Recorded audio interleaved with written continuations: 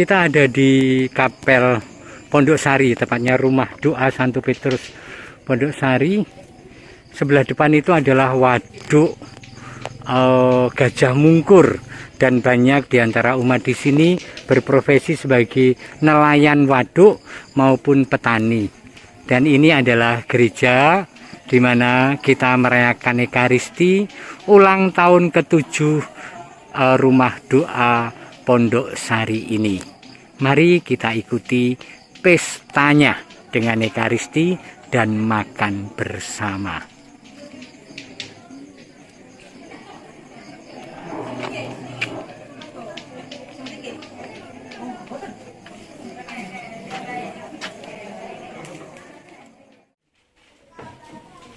Saudari-saudara yang dikasihi oleh Tuhan, pertama-tama saya ingin nyetaki konteks peristiwa waktu itu seperti apa sih kalau hari ini disebut dan dirayakan sebagai sebagai hari raya Epifani, artinya Tuhan yang menampakkan diri. Konteksnya seperti apa? Konteksnya adalah bahwa bangsa Yahudi Panyunani itu selalu kapan boleh berjumpa dengan Juru Selamat Mesias, kapan Mesias datang. Mereka merindukan, dan kerinduan itu dimiliki oleh seluruh bangsa. Sehingga bahkan ada seorang namanya Simeon, orang tua yang merindukan, aku akan lega kalau sudah melihat Mesias yang datang. Dan ketika Yesus dibawa oleh ibunya ke tempat ibadah, dan Simeon orang tua itu melihatnya, dia berbinar-binar dan kemudian memuji Tuhan. Sekarang Tuhan, perkenankanlah hamba-Mu berpulang dalam damai sejahtera menurut sabda-Mu. Sebab aku telah melihat keselamatan-Mu yang Kau sediakan di hadapan segala bangsa, cahaya untuk menerangi para bangsa, dan kemuliaan bagi umat-Mu Israel. Simeon yang tua itu mengatakan, Tuhan cukuplah, aku sudah melihat keselamatan itu dalam diri jabang bayi ini. Perkenankanlah sekarang aku pergi dalam damai-Mu berpulang. Hebat sekali orang tua ini. Kelegaan yang sungguh-sungguh menjawab penantian yang panjang. Nah, kurang lebih masyarakat yang Yahudi yang beriman kepada Allah yang Esa itu juga mempunyai kerinduan itu. Maka ketika 3 orang Majus, 3 sarjana dari timur menemukan bintang yang menurut ramalan itu menjadi tanda penuntun kita untuk menuju Sang Juru Selamat, mereka agi-agi. Mereka segera mengikuti bintang itu, pergi dari kampung halamannya. Kalau sekarang mereka itu kurang lebih di Irak bagian utara, pergi ke Yerusalem, ke Bethlehem, sangat jauh, dituntun oleh bintang. Mereka merasa bahwa ini adalah sukacita semua orang. Maka ketika di Yerusalem, mereka bertanya, kami telah melihat bintang, Sang Mesias telah hadir. Di mana persisnya? Kami mau menyembahnya. Herodes krungu, Herodes mireng. Herodes ini siapa? Raja setempat. Seorang raja nggak mau disaing-saingki, ya toh? Koyong ini, wongkong ini, kok disanding-tandingki, saing-saingki, ya mesti kalah. Herodes nggak mau bahwa ada saingan yang akan mengalahkan dia menjadi raja, Mesias, Al-Masih. Maka Herodes berpura-pura, oh ya, jadi sekarang sudah ada Mesias yang menurut ramalan. Iya, dan kamu yang akan menyembahnya. Oh, begini aja, sekarang kamu cari sampai ketemu. Nanti kalau sudah ketemu, wartakan kepada saya pun ingin menyembah dia.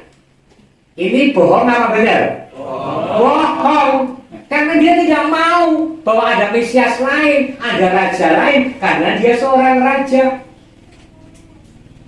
Dia tidak mau.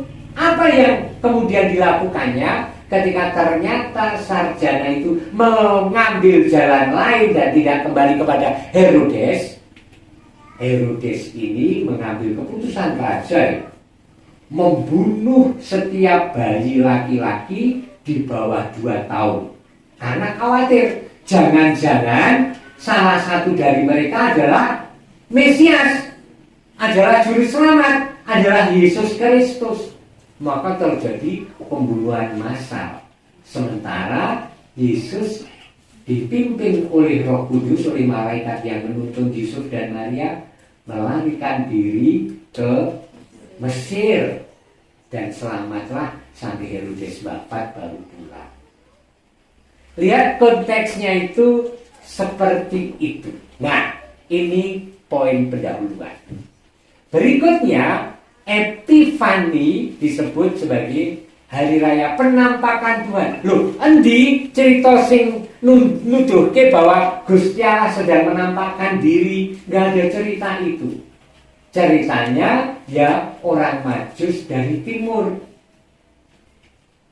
Kedatangan orang-orang ahli dari negeri timur itu menyatakan bahwa kehadiran Tuhan itu terbuka untuk semua bangsa.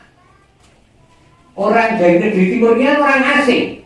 Sementara orang Yerusalem dan orang Yahudi merasa bahwa nanti juru selamat itu ya hanya untuk kita orang Yahudi. Nah kok ini orang Majus dari timur dengan tuntunan bintang mencari sang Mesias sampai berjumpa di kandang domba. 3 orang Majus itu menandakan bahwa keselamatan yang dibawa oleh Tuhan Yesus dalam kelahirannya di Bethlehem itu adalah keselamatan yang ditawarkan untuk semua orang dari semua bangsa. Amin. Nah, konsekuensinya apa? Setiap orang beriman Kristiani percaya bahwa kelahiran Sang Mesias itu bukan hanya untuk anggota gereja, bukan hanya untuk orang Kristen, tetapi untuk semua orang yang terbuka hatinya untuk melihat kebenaran dan mengalami damai sejahtera dalam kehidupan imannya. Maka tentu saja untuk masa ini siapa yang akan menceritakan, siapa yang akan memberi kesaksian bahwa Gusti Allah kuki Gusti Allah kang juru wilujeng kang reno nampa pisuanan sapa wae dan menjadikan sebagai anak-anak yang dikasihinya. Itu adalah perutusan setiap pribadi yang hadir di tempat ini saat ini.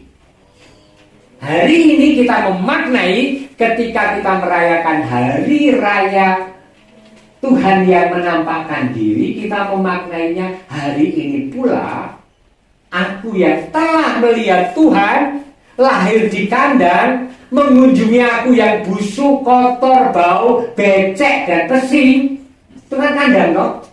Ya kan? Aku yang nyatanya dilawat oleh Tuhan yang peduli padaku semacam itu.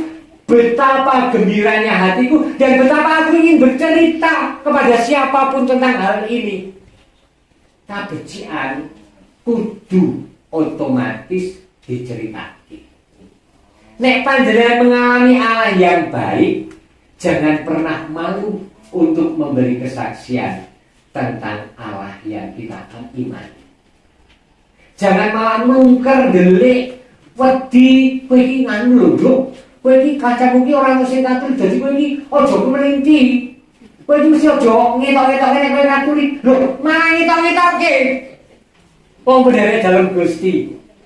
Nek bab wong ngenyek, wong ngece, ya apa-apa biasa. Aku dhewe cilik yo Katolik cilik ngono iki.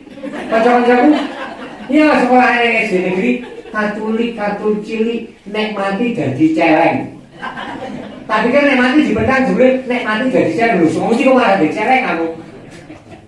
Dan itu ya biasa, tidak menjadikan kita kecil hati. Tetapi bahkan dimanapun, karena aku telah melihat terang, karena aku telah melihat Tuhan, karena aku telah mengalami Allah yang mengunjungi aku yang apa adanya dengan dosa dan pelanggaranku ini, betapa aku mongkok dengan iman kepercayaanku.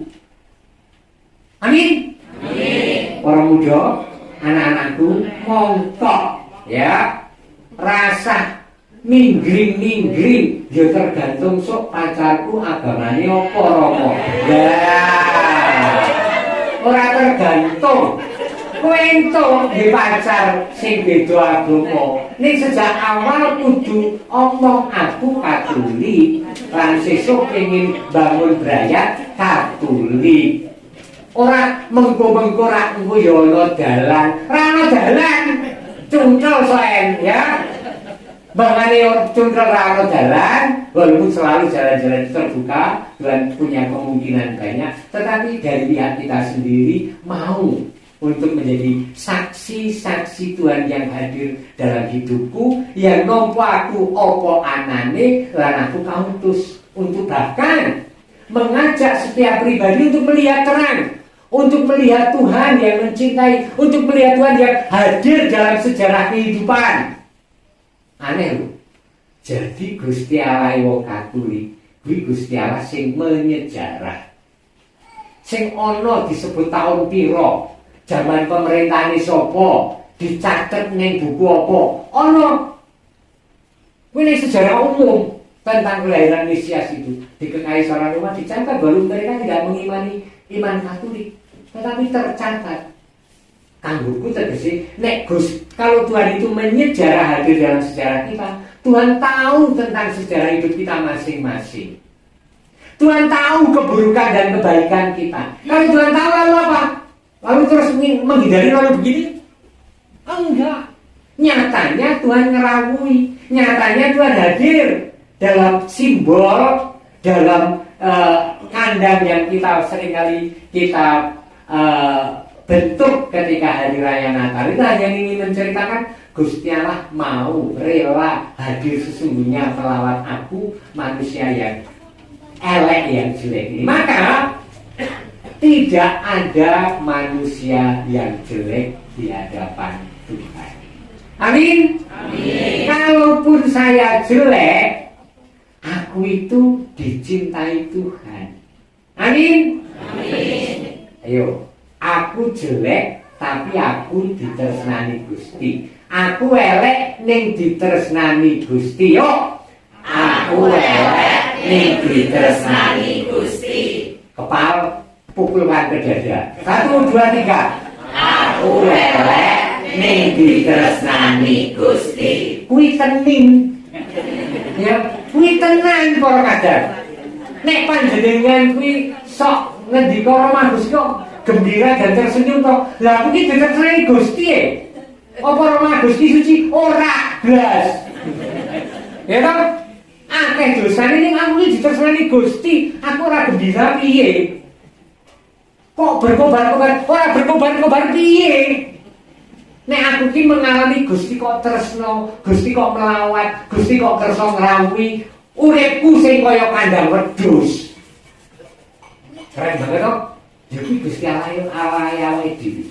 Maka sekali lagi menutup homili, ayo aku panjenengan saiki kautus sudah melihat terang bintang yang menunjukkan oh ternyata Mesias itu lahir di kandang jiwaku, di kandang hatiku, di kekotoran hidupku, di kekelaman pengalamanku masa lampau.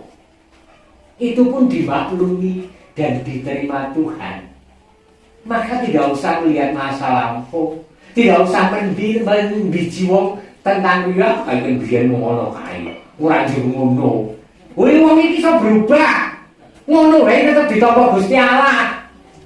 Terus jenengan sing dibiji, aku mesti dibedik, mesti aku dibedik, mesti aku ora tau ning gereja. Aku dibedik mesti aku ki mesti apa cuek, mesti nek ngomong kotor, nek ngomong keras, nek ngomong nyelkit. Cuek wae ya toh. Aku kok iki ya ditersani Gusti. Ngono. Ya. Amin.